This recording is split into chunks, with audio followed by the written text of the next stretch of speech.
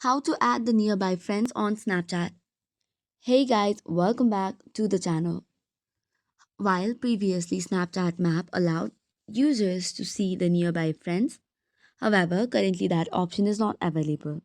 But here is an alternative by which you can find the nearby friends and add on them. To do so, first of all, tap open your Snapchat and then tap on the search icon right next to your Bitmoji.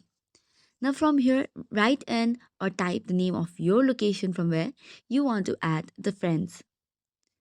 If you write so, you will see different options and locations near that location. Tap on the story of any popular one and you will see different people and snaps. These are the people in that locality or that location. To add on them, tap on the three dots. Once you tap on the three dots, you will see different options related to the story. There is an option to add the user or creator as a friend as well.